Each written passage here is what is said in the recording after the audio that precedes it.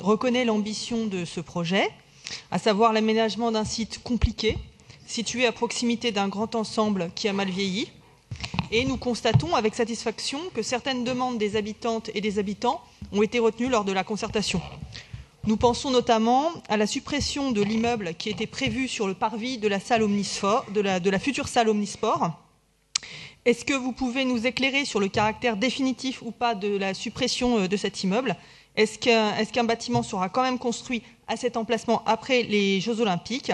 Car je trouve que cela n'est pas clairement affirmé dans la délibération. Est-ce que vous pourrez répondre à cette première question?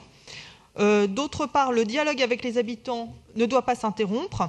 L'association pour le suivi de l'aménagement Paris Nord-Est a indiqué qu'il lui semblait nécessaire de poursuivre la discussion sur certains points.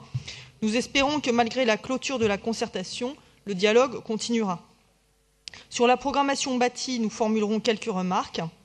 Nous sommes en désaccord avec la construction de 2 immeubles de 50 mètres. L'objectif est de rentabiliser le foncier. Or, les habitantes et les habitants ne sont pas particulièrement demandeurs de la construction de nouveaux bâtiments en hauteur et ils l'ont souvent exprimé pendant la concertation. Les documents annexés à cette délibération nous rappellent que cette emprise bénéficie d'une vue dégagée. Préservons cette ouverture paysagère qui constitue aussi notre patrimoine commun. La hauteur prévue, donc je parle toujours des 2 bâtiments de 50 mètres, nécessite une modification du plan local d'urbanisme. Nous ne voulons pas que des projets d'aménagement intègrent comme une évidence un déplafonnement des hauteurs qui ne fait pas consensus, mais nous aspirons à des quartiers à taille humaine. Nous trouvons dommage de construire des bâtiments aussi massifs aux portes de Paris, comme si l'on devait recréer une frontière. Je vais maintenant parler de la programmation logement. Sur les 41 000 m² de logements prévus, seulement 35% sont des logements sociaux, pour 65% de logements intermédiaires et libres. Nous pensons aux centaines de milliers de personnes en attente, aux milliers de personnes en attente sur les listes de demandeurs de logement social.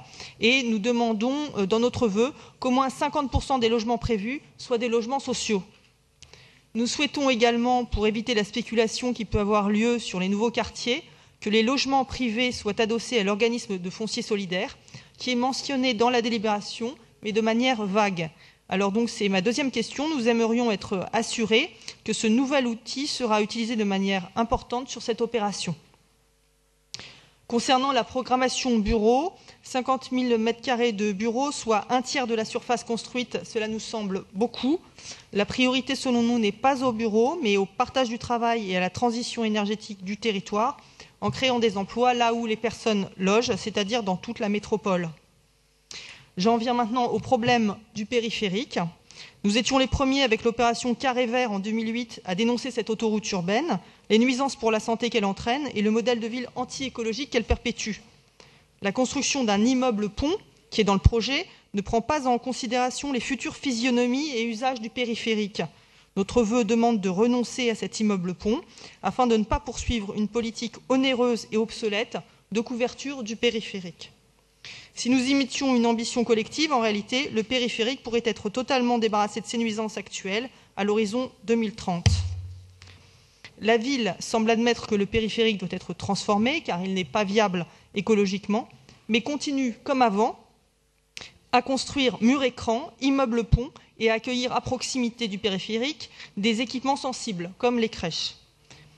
Rien, pas même les études santé annexées à cette délibération, ne nous assure que le positionnement d'écran génère une baisse conséquente et acceptable des polluants et donc rien ne permet d'être sûr que les habitants seront protégés.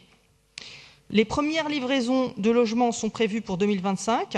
On avait bien le temps de réfléchir à un projet qui ne préemptait pas le futur du périphérique.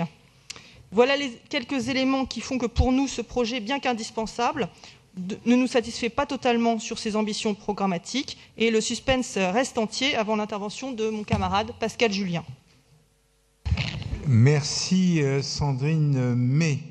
Je donne la parole maintenant à Didier Guillot.